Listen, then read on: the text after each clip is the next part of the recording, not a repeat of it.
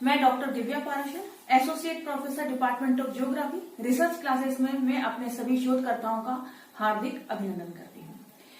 मेरे पास कई सारे ऐसे शोधार्थी हैं जो बार बार पूछते हैं कि मैडम जो प्रॉपर प्रोसेस है पीएचडी की वो क्या है, क्योंकि कई सारे ऐसे कैंडिडेट हैं जिन्होंने अभी तक एंट्रेंस एग्जाम दे लिया है, इंटरव्यू के लिए वेट कर रहे हैं, तो वो मुझसे अक्सर पूछते हैं कि मैडम एक प्रॉपर जो प्रोसेस होता है वो आप प्लीज मुझे बता दीजिए। एक को बता दूंगी, दो को बता दूंगी, लेकिन मैं ये चाहती हूँ कि मैं सामूहिक रूप से मेरी यूनिवर्सिटी नहीं बल्कि सारे जितने भी अभी तक शोधार्थी में जो लोग पीएचडी कर रहे हैं या रिसर्च कर रहे हैं, उनको मैं शोधार्थी या रिसर्च स्कॉलर बोल रही हूँ, उनके लिए एक प्रॉपर जो प्रोसेस होती है स्टार्टिंग से लेकर एंडिंग तक यानी कि पीएचडी अवार्ड तक, तो उसके लिए कोई प्रॉपर जो प्रोसेस होती है उसके बारे में आप कोई वीडियो बनाइए। तो चलिए आज मेरी जो वीडियो की शुरुआत है वो आप ही लोगों से करती हूँ मैं, और इसका जो टाइटल है, जो टॉपिक मैं मान लेती हूँ वो है 2016 का रेगुलेशन। सबसे पहले मैं बात करती हूँ 2009 के रेगुलेशन से, और इससे पहले जो बात आती है वो है रेगुलेशन क्या है। पीएचडी और एमफिल, फिलहाल मैं अभी एमफिल की बात नहीं कर रही क्योंकि नई शिक्षा नीति के अकॉर्डिंग अभी एमफिल को ज्यादा कुछ मान्यता नहीं मिली और आगे क्या होने वाला है वो नई शिक्षा नीति बताएगी। तो चलिए मैं अभी बात कर रही हूँ रेगुलेशन की। पीएचडी जब हम करते हैं तो उसका एक रेगुलेशन होता है, उसका एक ऑर्डिनेंस होता है। उस ऑर्डिनेंस को पीएचडी ऑर्डिनेंस के नाम से जाना जाता है, जो यूजीसी के द्वारा उसके मानक तय किए जाते हैं। 2009 में जिस रेगुलेशन से मैंने पीएचडी की थी और मेरे कई सारे साथियों ने पीएचडी की थी, वो रेगुलेशन और 2016 के रेगुलेशन में काफी सारी भिन्नताएं देखी जाती हैं। तो आज मैं आपको जो मेनली बात कर रही हूँ वो 2016 का रेगुलेशन है। 2016 के रेगुलेशन जो है वो यूजीसी के द्वारा 5 मई 2016 को अधिसूचित किया गया। इस रेगुलेशन में जो छात्र होता है, छात्र या छात्राएं होती हैं, वो किस तरह से एडमिशन लेता है, उसकी अर्हताएं क्या है यानी कि एलिजिबिलिटी क्या है, ये सारी जानकारी उसमें दी हुई है। आप लोग इसको यूजीसी की साइट पर जाकर आराम से डाउनलोड कर सकते हैं रेगुलेशन 2016 के नाम से। एक बात तो बता दूं, इसमें फर्स्ट और सेकंड अमेंडमेंट को अभी आप फिलहाल डाउनलोड नहीं कीजिएगा, क्योंकि जब तक आप रेगुलेशन 2016 को नहीं समझते हैं, इसके अमेंडमेंट को डाउनलोड करके उनको रीड करना बहुत मुश्किल हो जाएगा। तो इसलिए मैं आपको पॉइंट टू पॉइंट बताती जाऊंगी। सबसे पहले मैं आज बात करती हूँ 5 मई 2016 के रेगुलेशन की। इससे पहले मैंने आपको एक चीज बताई थी, इससे पहले 2009 का रेगुलेशन आया था, उसी के प्रतिस्थापन पर यूजीसी ने 5 मई 2016 को एक नया रेगुलेशन डाला था। तो ये क्या है, देखिए, कोई भी यूनिवर्सिटी, चाहे वो प्राइवेट यूनिवर्सिटी हो या गवर्नमेंट यूनिवर्सिटी, किसी भी तरह की जो यूनिवर्सिटी जब पीएचडी कराती है तो उसे रेगुलेशन यानी कि पीएचडी रेगुलेशन को फॉलो करना पड़ता है, और उसी के रेगुलेशन के हिसाब से वो यूनिवर्सिटी अपना एक ऑर्डिनेंस को तैयार करती है। ठीक है, तो चलिए अपन बात करते हैं इस रेगुलेशन में कि क्या कहता है ये रेगुलेशन। सबसे पहले ये रेगुलेशन बताता है कि यदि कोई छात्र पीएचडी में प्रवेश लेता है तो उसके मापदंड क्या होंगे, यानी कि कैंडिडेट की एलिजिबिलिटी क्या होगी। सबसे पहले जो एलिजिबिलिटी होगी वो होगी उसकी स्नातकोत्तर, यानी कि वो मास्टर्स डिग्री कंप्लीट करेगा। याद रखिए, स्नातकोत्तर यानी मास्टर्स में आपके 55% अंक अहर माने गए हैं, यानी कि 55% जो आपका एलिजिबिलिटी क्राइटेरिया है मास्टर्स में। अगर आप कैटेगरी के कैंडिडेट हैं यानी कि ओबीसी, एससी, एसटी, तो आपको 5% की छूट दी जाएगी। अब हम बात करते हैं कि इसका पाठ्यक्रम अवधि यानी कि पूरे कोर्स का ड्यूरेशन क्या है। ये मेरे लिए बहुत ज्यादा पेचीदा सवाल है, मैं आपको इसके बारे में कुछ ज्यादा गहनता से बताना चाहूंगी। यूजीसी के जब आप रेगुलेशन को फॉलो करेंगे तो उसमें 4th पॉइंट पे लिखा है कि पीएचडी पाठ्यक्रम की अवधि कम से कम 3 साल और अधिकतम 6 वर्ष होगी। यानी कि 6 वर्ष से यदि ज्यादा लगता है तो आपको नेचुरली री रजिस्ट्रेशन करवाना पड़ेगा। कब? यदि आपको अपने रिसर्च में 6 वर्ष से ज्यादा लगते हैं, और मिनिमम 3 ईयर्स। बच्चों के लिए जब बच्चे आते हैं मेरे पास क्वेरी के लिए तो सबसे पहले वो यही पूछते हैं कि मैडम कितने साल का कोर्स है। देखिए, ये कोई ग्रेजुएशन या मास्टर्स का कोर्स नहीं है या कोई डिप्लोमा कोर्स नहीं है कि ये आपने 3 साल में पूरा कर ही लिया। मैं अपनी पीएचडी जब कर रही थी मैं खुद जानती हूँ, मुझे 1.5 साल का लगभग एक्सटेंशन लेना पड़ा। ये डिपेंड करता है आपके रिसर्च टूल्स पर, आपका रिसर्च किस तरह का है। टेबल वर्क है या फिर सर्वे वर्क है, ये आपका सर्वे बताता है कि आपका पीएचडी किस तरह का हो रहा है, आपका रिसर्च कैसा है। ये नहीं है कि हमने 3 साल पूरे हुए और अपनी थीसिस उठाकर जमा कर दी, ऐसा आप कर भी नहीं पाएंगे। यदि आप ऐसा शुरू में माइंड सेट करके चलते हैं तो ऐसा बिल्कुल भी नहीं हो पाएगा, क्योंकि वो थीसिस है। थीसिस होता है शोध ग्रंथ। एक शोध ग्रंथ का मतलब ये होता है कि आपने उसमें कितनी अपनी रिसर्च की है। तो आप मुझसे ये बिल्कुल ना पूछें या किसी अपने गाइड से, सुपरवाइजर से ये बिल्कुल ना पूछें कि सर ये मिनिमम कितने साल का है। ये वैसे मैं आपको बता दूं, 3 साल के बाद आप एलिजिबल हो जाते हैं अपनी थीसिस डिसर्टेशन को यूनिवर्सिटी में जमा कराने के लिए। और ये डिपेंड करता है कि आपका रिसर्च कैसा है। आपका रिसर्च यदि 3 साल में पूरा हो जाता है तो आप एलिजिबल हो जाते हैं कि आप अपना थीसिस जमा कर दें। अभी 3 साल ये कहां से काउंट होंगे? ये आपके एंट्रेंस टेस्ट से 3 साल चालू हो जाएंगे और कोर्स वर्क के एग्जाम के बाद 2 साल के अंदर आप थीसिस जमा करने के लिए एलिजिबल हैं। ठीक है, अब आप बात करते हैं प्रवेश हेतु प्रक्रिया, यानी कि आप एलिजिबिलिटी मैंने बता दी, इसका समय अवधि मैंने बता दी। अब बात करते हैं प्रवेश की प्रक्रिया। बच्चों के फोन आते हैं हमारे पास, या कई सारे जो कोऑर्डिनेटर हैं, एज ए कोऑर्डिनेटर मेरे पास अधिकतर फोन आते हैं कि मैडम फलाने सब्जेक्ट में हमें पीएचडी करनी है, इसकी प्रोसेस क्या है। I am speechless that time. मैं उस वक्त स्पीचलेस हो जाती हूँ कि मैं क्या आंसर दूं।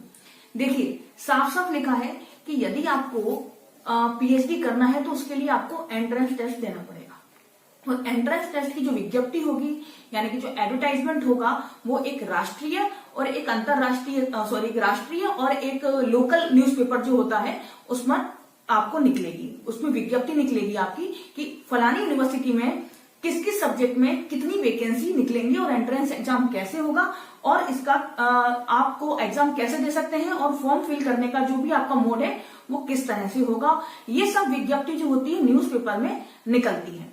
इसका ये नहीं है कि आप किसी भी यूनिवर्सिटी में गए, आपने फॉर्म लिया, आपने फॉर्म भर दिया, आपका एडमिशन हो गया। पीएचडी एक बहुत ही मानक उपाधि है और ये इंट्रेंस टेस्ट के द्वारा ही इसमें हम क्या कर सकते हैं, एडमिशन ले सकते हैं। चलिए मान लेते हैं आपने एडमिशन ले लिया, अब आगे क्या? एडमिशन कौन ले सकता है, जो मैंने आपको बता दिया। एडमिशन वो ले सकते हैं जिन्होंने स्नातकोत्तर यानी कि अपना मास्टर्स 55% या फिर जो भी आपको छूट मिल रही है उसके अकॉर्डिंग आपने अपना मास्टर्स किया है। अब यदि आप नेट, जेआरएफ, सीएसआईआर के थ्रू नेट क्वालिफाई हैं या फिर आप एमफिल हैं। कई बच्चे मुझसे ये बोलते हैं कि मैडम हम एमफिल हैं, नेट है, जेआरएफ है, गेट है, स्लेट है, तो क्या हमें एंट्रेंस टेस्ट देना पड़ेगा?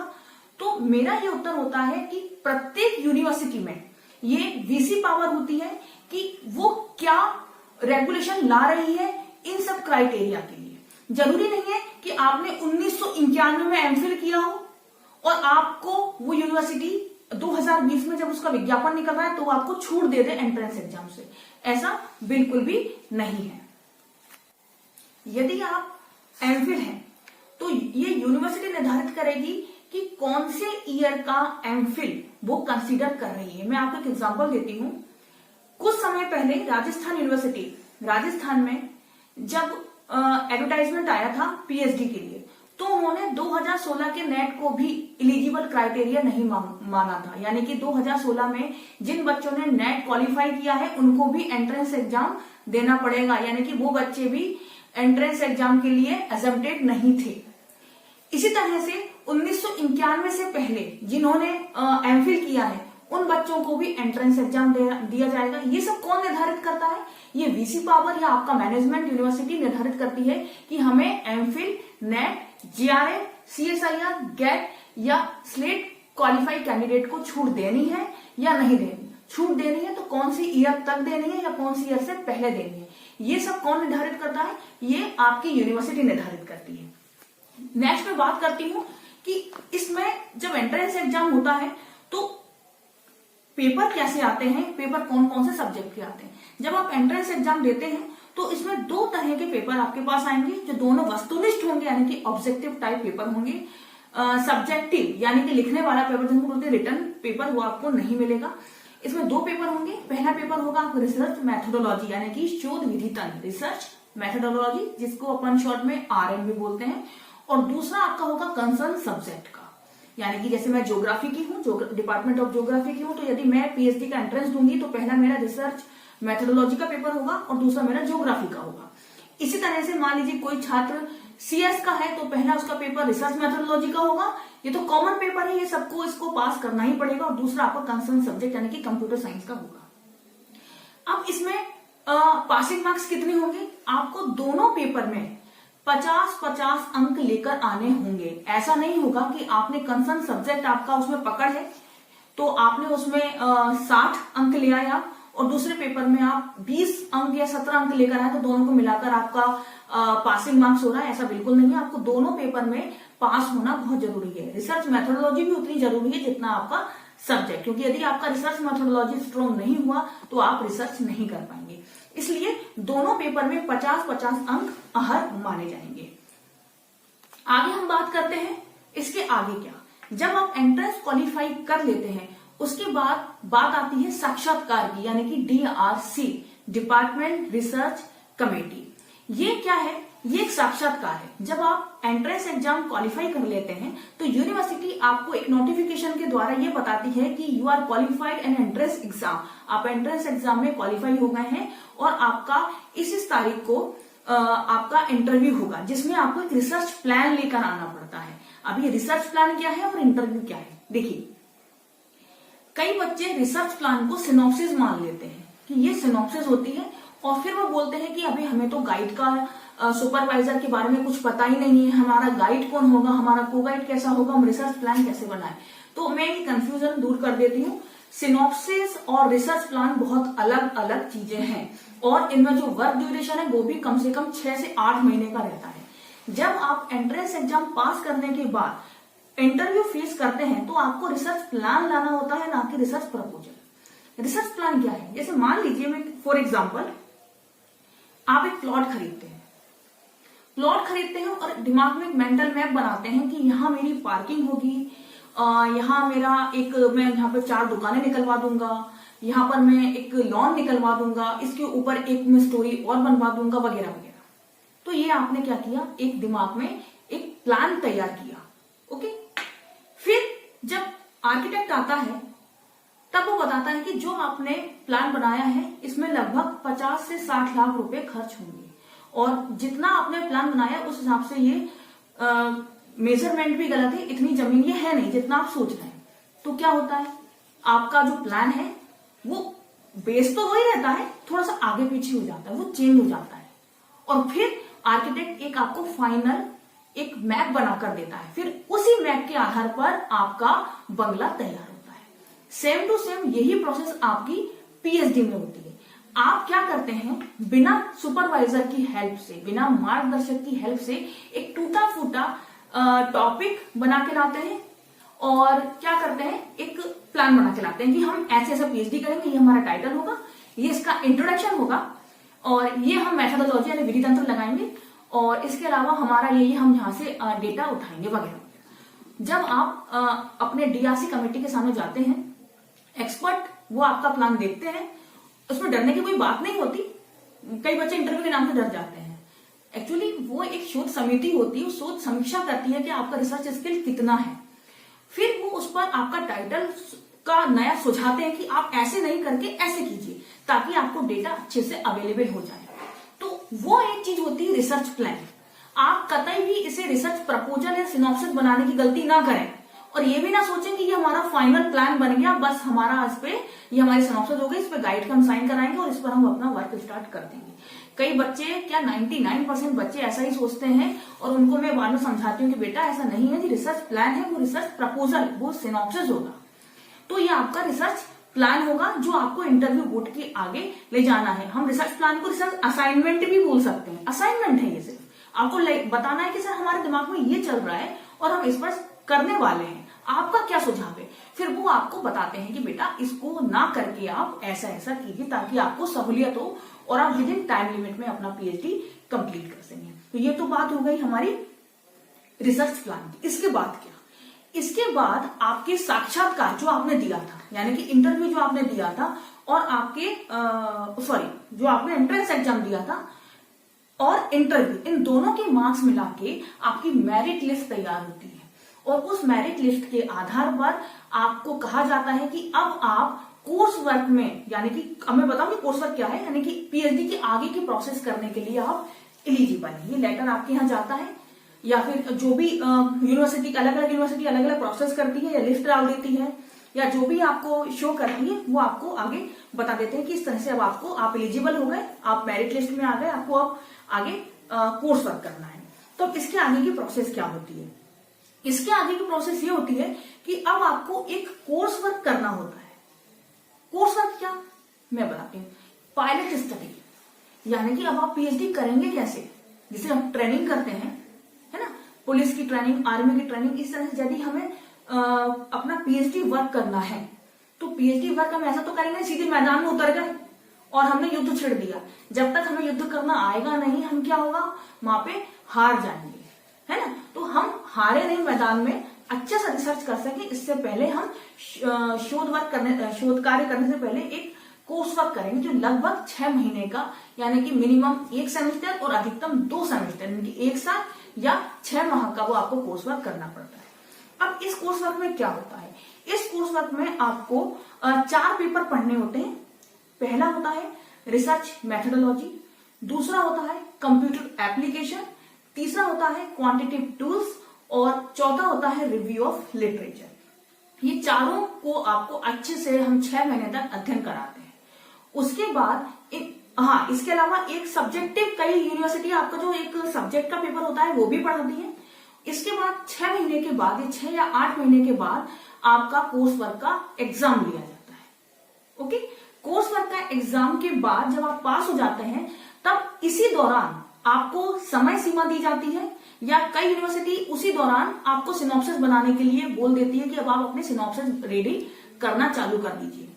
उसके बाद क्या होता है, आपका रिजल्ट आ जाता है। रिजल्ट के बाद हम क्या करते हैं, या सारी जो लगभग सभी यूनिवर्सिटीज हैं वो आरडीसी करवाती है। अब आरडीसी और डीआरसी, यहां पर बहुत ज्यादा अंतर हो जाता है। कई लोग ये बोलते हैं कि हमारी यूनिवर्सिटी में डीआरसी बोलते हैं, लेकिन वही आपकी यूनिवर्सिटी में डीआरसी बोलते हैं। ये गलत है। DRC and RDC are quite different word. DRC जो होता है वो एंट्रेंस के बाद होता है, जिसमें आपका रिसर्च प्लान देखा जाता है, और आरडीसी जो होता है वो रिसर्च डिग्री कमेटी होती है, जिसमें आपका सिनॉप्सिस को फाइनलाइज किया जाता है, जिससे आप थीसिस लिखेंगे।